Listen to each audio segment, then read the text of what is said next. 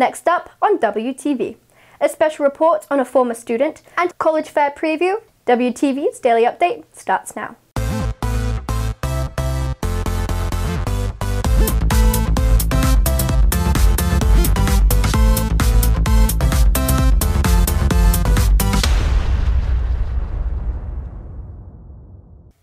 Good morning, Red Hawk Nation. Today is Wednesday, January 23rd, and I'm Kia Dunlop with today's Daily Update brought to you by Wingspan TV.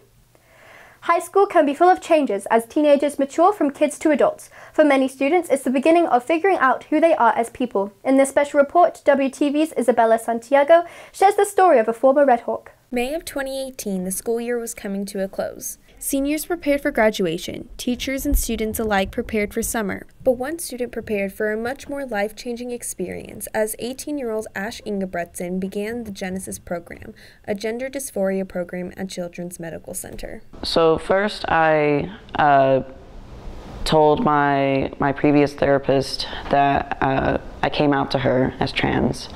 And then that was last December, and she told me about the Genesis program at Children's Hospital. And so it took a couple of months. My parents and I were separately interviewed by this psychologist for a few questions, and then my second appointment I was introduced to an endocrinologist, which is a hormone doctor. Eventually I got my first testosterone shot there. The Genesis program provides transgender and gender-diverse youth hormone care and mental health support as they begin their transition. But taking on such an experience did bring some concerns. They had already done a lot of research on it as far as the medical side of it. I did my own research. The only concern we had is if they wanted to have biological children in the future, and eventually we decided it wasn't as important as their mental health. I like to sing and all, but I knew that my voice that was going to lower and that I was no longer going to be going into higher notes, but I knew what I was getting myself into, and which is more important, to have less dysphoria or singing, and so I knew. Despite both of their concerns, they chose to continue with the lengthy process, one that has seen Ash experience positivity during these beginning months of the journey. No, people are really positive about me being trans. In face, I haven't seen any negativity towards me. Ash has been, becoming more open, less anxious. Finally calling them by their preferred name and pronouns makes me feel like a better mom. Although the process has brought Ash lots of positivity, it has also brought challenges. Well, we recently, just at Thanksgiving, the week of Thanksgiving, came out to our extended family. They haven't started using the new name or pronouns fully yet. It's been difficult with their legal name not being the same as their preferred name. They go into college, applying for jobs. We have to put the legal name and then you have to explain. Their pronouns aren't typical pronouns. So if I meet a new person and I say I have 2 children and start talking about my 18-year-old and use they, they'll eventually ask, well, do you have a boy or a girl? And so then it actually opens up a whole conversation that I don't really want to have with strangers. But despite the challenges, Jo Ingebretson uses the advice given to her by others to move forward in the process. The advice that was given to me was follow their lead, and that everyone has their own pace as far as the parents' transition to acceptance and following what their children need to do. For anybody with questions or facing similar experiences to Ash, here are some resources. PFLAG National Office 202-467-8180, GLBT National Help Center, Hotline 1-888-THE-GLNH, Youth Hotline 1-800-246-PRIDE. The Trevor Project 1-866-4U-TREVOR. Reporting for WTV, I'm Isabella Santiago. Most people see the counsellors as people who help with schedules, but nothing more. However, as WTV's Alyssa Murphy explains, they can be a resource for a whole lot more. From school questions to family problems to personal issues, the counselors hope any struggling students will go to them for help. No matter what they're struggling with, gender identity, depression, anxiety, the first thing that I always recommend is that they would come see the counselor. Come see your counselor, get to know us, let us develop a relationship with you so we can understand you guys as the students and figure out how we can best help you. But when it comes to gender identity, she recommends also finding support outside of Liberty.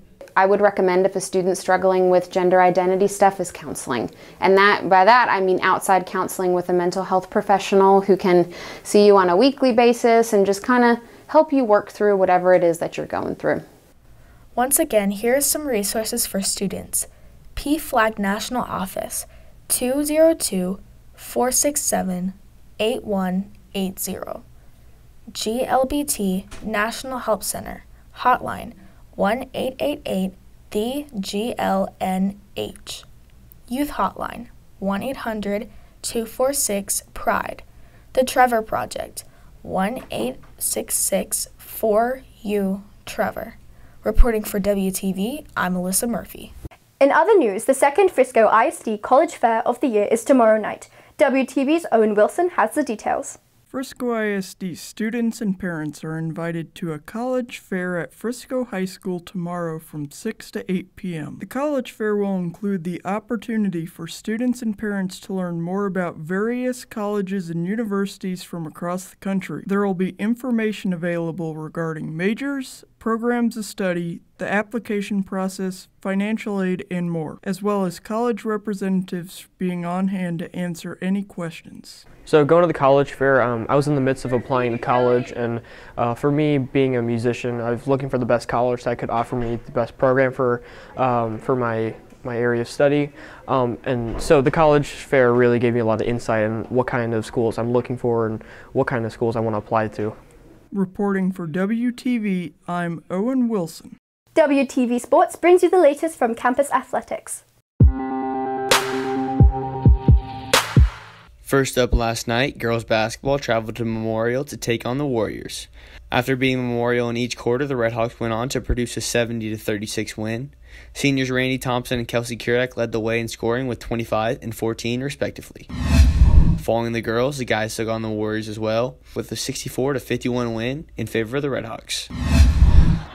Looking toward the action tonight, both guys and girls soccer traveled to the Star to compete in a District 9-5A matchup against Heritage. Both teams are trying to shake off a slow start to capture their first district win.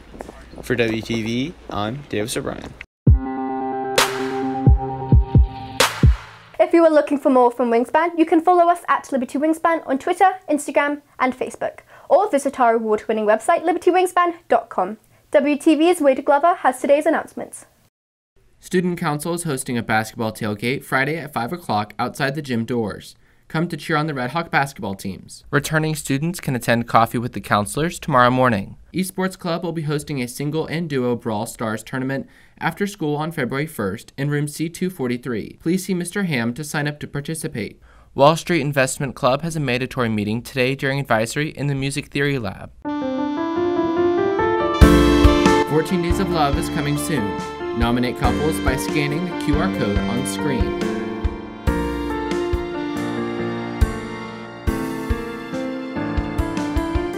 That's it for today's daily update. This has been Kia Dunlop for Wingspan TV.